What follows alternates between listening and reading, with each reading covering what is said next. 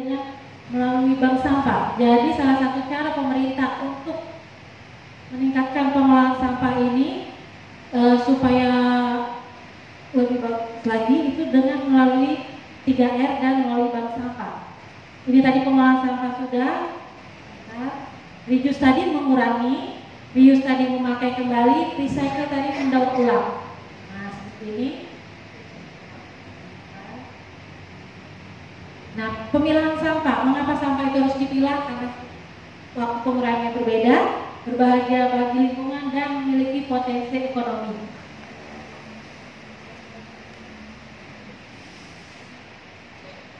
Ini cara-cara pemilahan sampahnya. Jadi kalau bisa, ibu-ibu di rumah tangga dari ibu-ibu ini merupakan adalah salah satu sumber pertama penghasil sampah. Dari di rumah tangga itu kalau bisa sudah menyediakan kantong plastik atau tong sampah-sampahnya masing-masing sesuai warna. Kalau bisa ada 5 warna, kalau bisa 5 warna, atau 5 kresek yang untuk organik sendiri, yang bisa diguna ulang sendiri, daur ulang sendiri, yang residu dan B3-nya. Nah, ini beberapa cara untuk mengurangi sampah plastik di lingkungan kantor ataupun di lingkungan Bapak Ibu sendiri. Seperti tadi kata Bunia, mengurangi penggunaan kemasan plastik, botol-botol gini. Jadi kalau sudah acara PKK, kalau bisa sudah pakai gelas-gelas aja, udah jangan pakai botol kemasan atau bawa tumbler yang bisa digunakan ulang. Terus kurangi penggunaan sedotan, sudah pakai tas eco bag itu, terus membawa tempat makan sendiri buat kalau yang untuk anak-anaknya atau kita piknik atau apa, udah jangan pakai styrofoam atau kemasan plastik atau kotak. Itu kalau bisa bawa tempat makan sendiri dan membawa kantong belanja. Nah, bank sampah Bapak Ibu itu adalah salah satu sistem pengelolaan sampah kering secara kolektif. Jadi itu kita gotong royong. Nah, bank sampah itu menampung, memilah dan menyalurkan sampah yang bernilai ekonomis kepada pasar atau pengepul. Nah, masyarakat itu bisa mendapatkan keuntungan ekonomi dari menabung sampah. Bank sampah itu adalah tempat pemilahan pengumpulan sampah yang dapat didaur ulang dan atau guna ulang yang memiliki nilai ekonomi. Pedoman pelaksanaan bank sampah nantinya bisa ibu-ibu lihat di Peraturan Menteri Lingkungan Hidup Nomor 13 Tahun 2001 tentang pedoman pelaksanaan 3R melalui bank sampah. Langkah mudah menabung di bank sampah bisa dilihat di sini tadi dari jelasan umumnya, memilah dulu, nanti menyetornya sesuai jadwal, nanti ditimbang oleh petugas, dicatat, baru nanti terakhir diangkut. Manfaatnya adalah untuk mengurangi pencemaran lingkungan, untuk mengurangi volume timbulan sampah yang ada di Kota Palangkaraya atau di manapun. Terus lingkungan itu bersih dan sehat, mendidik masyarakat untuk bertanggung jawab atas sampah yang dihasilkan. Jadi kita selama ini kan kita taunya cuma buang-buang gitu kan, tapi kita nggak bisa bertanggung jawab dengan sampah kita. Taunya nanti diangkat, ada petugas ngangkut. Dari sekarang kita menanamkan di diri masing-masing bahwa sampah kita ini tanggung jawab kita. Jadi kita dan sampah ini masih bernilai. Coba bayangkan Bapak Ibu, tanpa kita sadari itu kita membuang uang setiap hari itu minimal 1.000 dari sampah. Misal saya aja di rumah itu mengumpulkan botol kemasan dari kayak mungkin atau aqua kayak gini, itu kadang-kadang dalam sehari itu bisa 1 kresek atau sampah-sampah plastik itu kalau dinilai duit memang sekitar 1.000. Kalau itu kita buang begitu aja, berarti nggak kita pilah, nggak kita pisahkan, itu sama aja kita namanya membuang sampah, membuang uang. Kardus, panci-panci bekas bapak ibu di rumah atau ember-ember, baskom itu bisa disimpan, dikumpul, nanti bisa dijual ke bank sampah. Itu kami terima. Dan ini bank sampah juga bisa untuk menambah penghasilan anggota. Tujuannya yang tadi mengajak partisipasi warga dalam kebersihan dan pengelolaan sampah dan memberi tambahan penghasilan bagi masyarakat terus mengurangi jumlah sampah yang masuk ke TPA, dan itu juga bisa meningkatkan kreativitas kita dalam mengelola sampah. Kan banyak sekali sampah ini yang bisa kita daur ulang, bisa kita ini lagi kayak kresek itu kan sudah itu agak susah ya jangka waktu terurainya. Itu bisa kita bikin kerajinan kayak bunga, pakai setrikaan. Nah, nanti ada Bu Sophie, kepala UPT kami itu ahlinya kalau untuk masalah merecycle barang-barang dari sampah. Nanti kita bisa belajar ke sana. Nah, Bapak Ibu, kalau di kecamatan atau kelurahan ini mendirikan bank sampah, pertama kita sosialisasi dulu ke warga. Jadi kemarin yang di kelurahan ini yang sudah ada bank sampahnya bersama Ibu PKK itu ada kelurahan Kalpangan dengan kelurahan Nara, itu sudah mulai, sudah berdiri. Pertama kita sosialisasi dulu nih ke masyarakat. Nah, sudah sosialisasi, nanti kita bentuk nih tim pengurusnya mengelola bank sampah. Nah, nanti habis itu kita pengurus ini nanti kita di SKK dengan melalui Kepala Dinas Lingkungan Hidup. Jadi bersurat, seperti tadi Bunya jelaskan, nanti bersurat pada formatnya kita atas. Nah, setelah pengelolaan ini terbentuk, nanti ada pelatihan pengurus bank sampah dan menyiapkan kelengkapan bank sampah dan mencari pengepulnya. Misalnya pengepulnya bisa ke bank sampah unit seperti bank sampah di UPTD atau ke bank sampah induk ya, bank sampah induk di Jalan Anoy, Mendawai kok. Dan kita promosi nih, berdirinya bank sampah promosi bisa lewat medsos, kan banyak nih IG, Bu, Facebook, bisa bikin selebaran. Tapi kalau mau bikin selebaran untuk mengurangi sampah ya pakai WA itu aja lewat grup. Terus bisa pelayanan tabungan sampah, maksudnya bisa juga kita jemput tabungan, atau kalau jemput tabungan sampah itu kita kalau ininya yang skala besar, karena kita juga harus memikirkan BOP-nya, biaya operasionalnya kan. Kalau cuma ngambil satu kresek kan rugi, bensin kita berapa, tenaga segala macam. Jadi kalau yang skala besar kayak kita ada pertokoan atau apa, boleh kita jemput tabungan sampah. Tapi dengan syarat kita juga punya, sudah armada kita sudah lengkap punya bank sampah ini, sudah tersedia. Pembentukannya ini nanti bisa kita lihat di format LHK itu, kalau struktur organisasinya, mungkin alur aturan pengelolaannya. Nah, struktur organisasi ini bisa dari ketua. Kalau kami di Bank Sampah Jagakarsa itu pakai nama direktur biar lebih keren. Jadi biarpun kita ngurusin sampah tapi ada direkturnya. Kebetulan hari ini ada direktur bank sampahnya, itu ada Pak Budi di belakang sana. Bisa berdiri Pak Budi? Nah, ini direktur bank sampahnya kan mandiri. Ya, terus nanti ada sekretarisnya, ada bendahara, terus ada divisi pelayanan, administrasi keuangan. Ini nanti mereka yang mencatat, terus memberi harga, administrasinya bank sampah. Terus ada divisi pemberdayaan pengambilan atau pengumpulan sampah. Ini maksudnya pemberdayaannya ke masyarakat, gimana nanti sosialisasi ke masyarakatnya. Terus untuk mengumpul sampah, pemilahannya sampah sendiri. Karena habis dari kadang-kadang kan warga ini datang tuh sampahnya masih kotor. Misalnya males ya, sampah botol ini masih dalam bentuk kayak gini. Kalau kayak gini aja masih ada labelnya dan masih ada tutupnya, itu harganya rendah Bapak Ibu. Tapi kalau sudah kita buang ini, lepas tutup, itu harganya tinggi dan harga tutup sendiri berbeda. Terus ada divisi produksi, penimbangan, pemrosesan, pencacahan, pengolahan dan pengungkap. Divisi produksi ini kita untuk pengolahan sampahnya. Jadi misalnya tadi pengolahan sampah organiknya dia itu bisa jadi kompos atau ada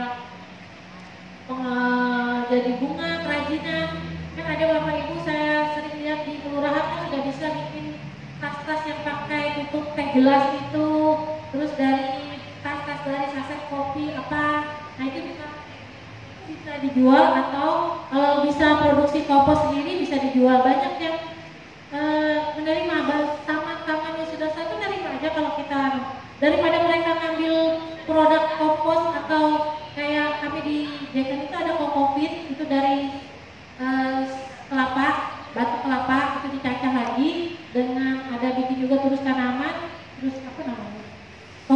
dua jenis, yang kasar untuk anggrek dengan ada yang halus. Nah, itu tuh juga untuk menyuplai mereka taman-taman di Yosudarso. Mereka nerima daripada mereka beli ke Banjar atau bawa dari Jawa, harganya malah mungkin bisa lebih mahal. Cuma kami kemarin kami sempat kosong karena ada keterbatasan tenaga dan kesibukan dan masalah pandemi, sempat kosong. Jadi mereka sempat mendatangkan barang dari Banjarmasin. Tapi sekarang sudah mulai masuk lagi. Nah, ini alur pengelolaannya nanti pengurusnya bisa bikin dulu sistem pengelolaannya gimana, nanti bikin tata cara pengumpulan dan penyetoran sampahnya gimana, dibikin jam pelayanannya, terus jenis sampah yang ditabung yang bisa disetor nanti dibikin juga. Nanti bisa juga kalau misalnya memang Bapak Ibu mau bikin mau bentuk bank sampah, semua jenis harga apa nanti kan bisa dari kami. Jadi nanti tinggal ubah-ubah dikit apa-apa, misalnya brosurnya mau diubah-ubah bisa. Terus nanti ada sistem bagi hasilnya, tata cara penarikan tabungan diatur juga, sosialisasi dan edukasinya ke masyarakat, dan jasa penyembuhan pengambilan sampahnya. Itu yang harus diatur. Nah, cara mendaftarnya cukup mudah. Bisa nanti atau perlu fotokopi KTP atau tidak juga nggak apa-apa. Yang pasti ada isi formulir pendaftarannya. Terus membawa sampah organiknya. Kalau bisa kalau sudah yang bersih. Kalau kotor itu dia harganya nanti jatuh anjlok.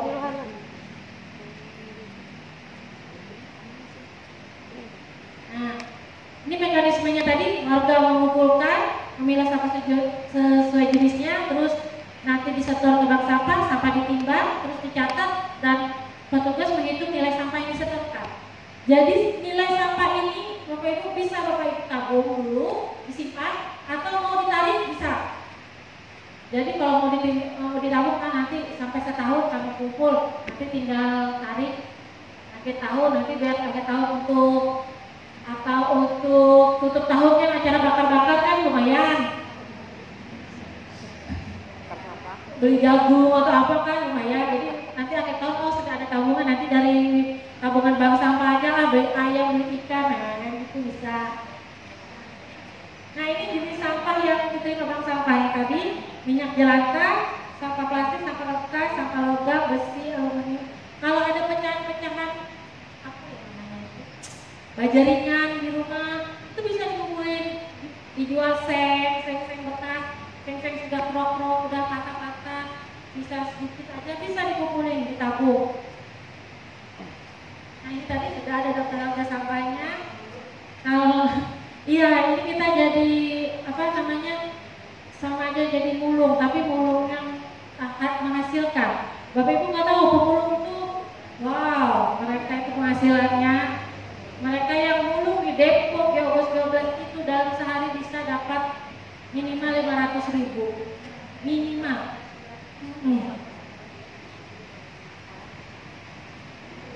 Kami kadang-kadang juga mulung Bapak Ibu, mulung di Depok.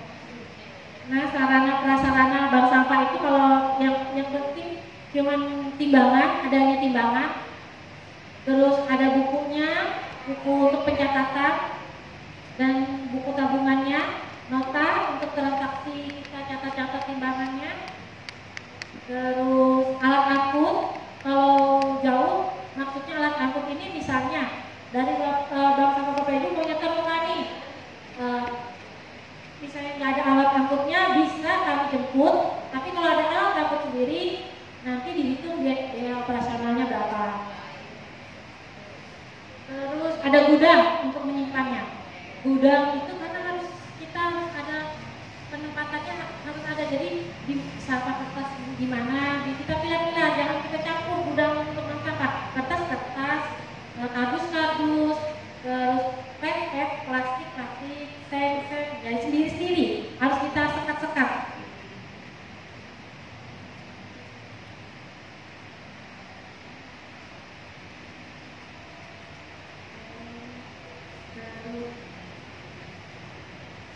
Nah, kalau untuk persyaratan bank sampah itu bisa dilihat di Peraturan Menteri Lingkungan Hidup Nomor 14 Tahun 2021 tentang pengelolaan sampah pada bank sampah. Nah, ini tadi sistem bank sampahnya supaya bank sampah itu dapat berjalan dengan baik, sistemnya juga harus berjalan dengan baik, yaitu jadi sampah itu harus dipilah dari rumah. Tapi kalau misalnya sampah yang diantar oleh nasabah ini tidak dipilah dari rumah, itu nggak apa-apa. Jadi pengurus bank sampah ini lagi yang nanti akan memilah. Nah, harga selisih dari pilahan itu yang bisa jadi keuntungan dari bank sampah itu sendiri. Nanti kita yang bisa bagi hasil pengurus.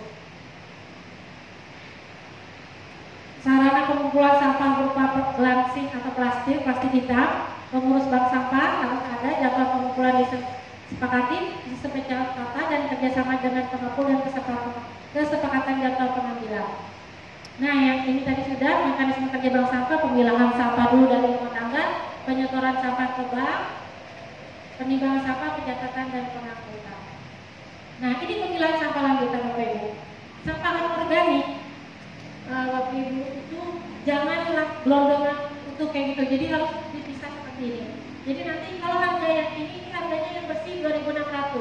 Tapi kalau masih seperti plastik ini nanti dihargai plastik campur, dia itu harganya kalau nggak salah 1.200, lebih kecil. Nah, kalau tutup botol sendiri nanti dikumpulin ke botol, itu harganya tinggi juga Pak.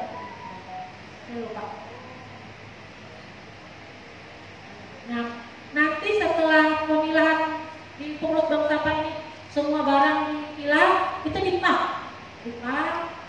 sendiri-sendiri di plastik, terus nanti dipres, baru kita jual ke pengepul. Nanti pengepul yang mengambil atau pengurus bank sampah ini sendiri yang datang ke pengepul. Ini tadi sudah pengolahan sampah organik menjadi kompos, ini bisa menjadi nilai nilai tambah untuk bank sampah sendiri, bisa menjadi penghasilan juga buat bank sampah. Jadi kita bisa juga bikin kompos bank sampahnya dari divisi produksi mengolah kompos, nanti kita jual kan, dijual ke masyarakat atau ke taman atau kemanapun. Yang pasti kompos ini bagi yang bercocok tanam kan pasti membutuhkan, apalagi ibu-ibu ini suka sekali bercocok tanam. Kompos kan dijual harga berapa ya di tangan? 10.000 ya. Nah, 10.000. Nanti kalau misalnya Bapak Ibu bisa dari bank sampah itu bisa memproduksi kompos sendiri, dikemas, dijual, itu hasilnya kan untuk bank sampah itu sendiri. Nah, nanti itu yang bisa untuk menopang operasionalnya bank sampah, untuk gajinya pengurus bank sampah, untuk bagi hasilnya, seperti itu. Kalau pengolahan sampah organik nanti kita bisa lihat di sana. Nah, ini bisa pakai ember kayak gini, nanti dipasang-pasang. Tentunya aku pakai tadi ember yang skala sederhana tadi. Nah, seperti ini kita campur-campur nanti dengan air yang lengkap. Nah, ini yang pengolahan sampah organik menjadi kerajinan tangan atau daur ulang. Nanti bisa kita lihat di sana. Jadi yang dari sampah plastik tadi bisa jadi bunga, jadi tas, atau jadi meja kursi bisa. Nah, atau kita bisa bikin eco-brick. Eco-brick itu seperti ini. Eco itu artinya bantah ramah lingkungan, maka dari itu eco-brick adalah bahan baku pembuatan furnitur yang ramah lingkungan. Ini Bapak Ibu, caranya nih botol seperti ini diisi dengan potongan-potongan plastik resek itu atau plastik label-label ini yang habis dipilah di bank sampah itu jangan dibuang, dipotong-potong kecil-kecil, masukkan ke botol, nanti botol diisi sampai padat. Nah, itu nanti bisa bikin kerajinan, bisa jadi kursi, meja, rumah, spot foto. Kalau di UPT bikin gerbang, tapi bikin gerbang dari pabrik dengan spot foto. Nah, ini bisa jadi seperti ini Bapak Ibu. Ini dari botol-botol eco-brick ini dipadatkan, potong kecil-kecil dulu sama plastik, kantong plastik, sedotan, styrofoam, masukkan ke dalam botol, ditekan-tekan, pakai agar padat. Terus kalau udah nanti disusun begini kan bisa pakai apa ini tahan. Atau nanti kalau mau ditambah kayak pasir-pasir sedikit biar padat bisa. Nah, ini kerajinan contoh-contohnya. Ini dari tutup botol, Bapak Ibu bisa jadi keranjang sampah. Kalau ya ini yang dari kelurahan ini pasti bisa nih sudah keranjangnya dari kemasan kopi apa. Ini dari teh gelas. Ini bunga-bunga produksi ada dari Segohong dulu. Mereka bikin bunga dari botol-botol plastik. Nah ini dari botol semua, rak-rak, bunga. Ini dari teh gelas. Nah ini Bank Sampah Jakarta Mandiri. Kami punya misi, moto itu rutin gift jadi duit. Mudah-mudahan benar kalau bahasa saya mudah-mudahan rutin gift jadi duit. Biar apa kita yang dikit biar kecil itu jadi uang kan. Ayo ubah sampah menjadi rupiah, lingkungan bersih, berseri, sehat dan rapi, sampah jadi rezeki. Visinya mewujudkan pengelolaan sampah yang ramah lingkungan berbasis masyarakat menuju kesejahteraan bersama. Misinya ada gerakan 10M, banyak ini. Nah, hasil produksi olahan sampah kami itu ada turus tanaman, terus ada ekobrik tadi, ada kompos, ada kokopit, bunga dari kresek, tirai jendela dari botol plastik, kerajinan dari tutup botol dan rak tanaman. Nah, sumber pembiayaan bank sampah kami itu adalah dari Kas Bank Sampah. Jadi tadi kadang-kadang masyarakat ini kan mungkin sudah sampai dibilang belum itu aja, nggak mau di kayak kertas putih campur dengan duplek, campur dengan sampulnya, campur dengan yang kurang itu, jadi harganya jatuh rendah. Jadi kadang di bank sampah itu ya kita pilah dulu semuanya sebelum disetor ke pengepul. Kita pilah. Nah dari harga selisih itu yang jadi kas kita nanti di per triwulan atau per setengah tahun atau kuartal atau langsung di akhir tahun itu yang kita bagi hasil sama pengurus. Dan itu juga yang untuk biaya operasional kita. Dan kita juga bisa mencari CSR. Ini jam pelayanan kami Senin Jumat dari jam 8 sampai jam 3 hari Libur Nasional tutup. Kami juga melayani jemput sampah skala besar. CSR ini Bapak Ibu kan di BUMN atau di mana itu mereka ada kegiatan untuk sponsor untuk kegiatan lingkungan. Tapi asal kita memang benar-benar kegiatan itu pure untuk kita bergerak, jangan istilahnya kita cari CSR ini untuk masuk kantong sendiri, jangan. Jadi kami kemarin karena kami memang keterbatasan anggaran juga, kami keterbatasan ini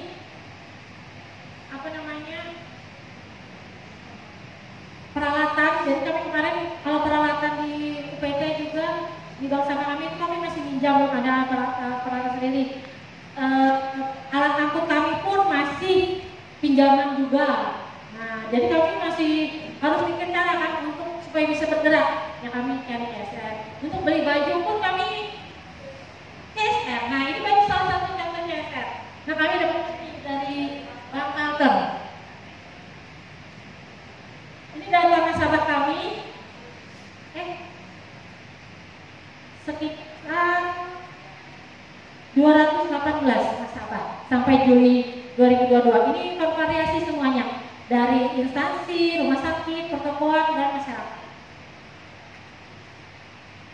Nah ini pengurusnya ada 14 orang. Nah ini kegiatan Bapak Ibu, ini kegiatan pengepakan, yang ini pengepakan. Ini masyarakat datang sendiri ke Depo Gabos untuk menimbang sampah. Nah ini pertokoan, kami datang ke pertokoan karena kita harus action ya, harus jemput bola. Jangan kita duduk di tempat nunggu masyarakat datang kan. Tapi kita kalau memang mau berniat mengurangi sampah, memang kita berniat ini supaya kota kita bersih dari sampah, kita harus bergerak juga mencari itu karena banyak loh. Meskipun kami ini sudah 218 orang di kota Palangkaraya ini yang jumlah penduduk ribuan, masih banyak yang belum menjadi anggota bank sampah. Jadi masih banyak kesempatan Bapak Ibu juga untuk berpartisipasi bersama-sama kami. Kita sama-sama mendirikan bank sampah dan mengelola sampah itu sendiri. Nah ini juga kegiatan masyarakatnya menyetor sampah. Mereka ini sudah dipilahnya. Ini sudah dipilah nih. Kalau yang ini dari keranjang sedekah sampah Bapak Ibu. Nanti itu ada saya jelaskan keranjang sedekah sampah. Nah ini sama proses pemapakan, ini proses setor pengepul. Kita mudah-mudahan suatu saat nanti Pemko punya lokasi untuk kita bisa sendiri ngirim sampah ke Pulau Jawa. Jadi kita istilahnya tidak perlu lagi ke pihak swasta, jadi kita punya kelola sendiri dan bisa jadi nilai tambah buat Pemko juga kalau bisa punya apa namanya. Nah ini sosialisasi pelaku usaha. Kami sosialisasi juga, jadi kita harus terus-terusan sosialisasi. Ini sosialisasi kami ke Riswara. Riswara itu ke istri bandara apa gitu? Yang bandara-bandara itu. Nah ini kami sosialisasi di Kelurahan Marang. Ada juga sosialisasi di Kelurahan Kalangkangan. Nah ini kegiatannya pembuatan kompos. Nah ini pembuatan kompos di dalam depo itu digiling. Nah ini nanti habis sudah jadi komposnya dicacah dulu, terus nanti dikeringkan, habis ini diayak lagi baru dikemas.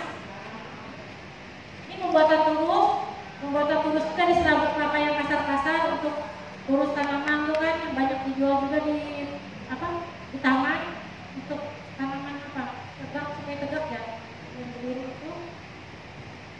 Nah ini pembuatan kokopit, media tanam anggrek ya, itu dikemas.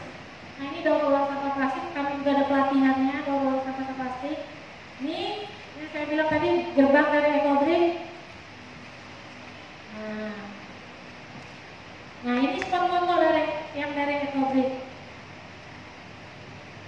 Jadi itu semua sampah plastik itu berapa ratus botol? Berapa botol? Ratusan botol ya? Enggak sampai kelihatan itu. Nah ini keranjang sedekah sampah. Keranjang sedekah sampah ini salah satu upaya mengurangi sampah, tapi dalam mendekati agama. Jadi ditaruhnya di tempat-tempat ibadah atau di perkantoran. Jadi nanti hasil dari penjualan sampah ini itu nanti buat kita belanjakan lagi untuk kita memberi ke orang-orang yang membutuhkan. Jadi ada pendekatan kapal. Nah ini adalah kami kemarin menerima CSR dari Kapalten bersama Kepala Kapalten yang utama dan Kepala Dinas. Ini CSR-nya, tong sampah dapat 4 unit, dapat roda 3, dapat baju, terus dapat 1 set meja kursi.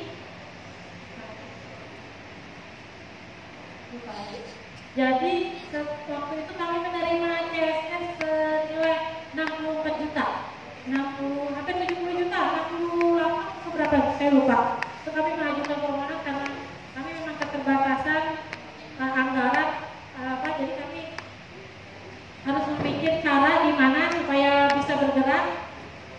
Jadi mencari seragam, mencari meja kursi untuk fasilitas kami, cari tersangka. Nah, jadi dari Bang Kalpen ada membantu. Tahun kemarin itu kami dapat gerobak sodor untuk kegiatan pemilahan sampahnya.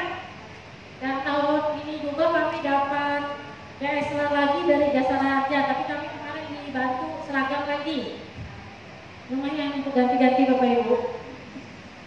Nah ini kegiatan kami jemput sampah nasabah Bapak Ibu. Jadi ini skala besar, Rumah Sakit Permata Hati, ini yang perumahan, ada yang di rumah, kalau nggak salah ini pemulung.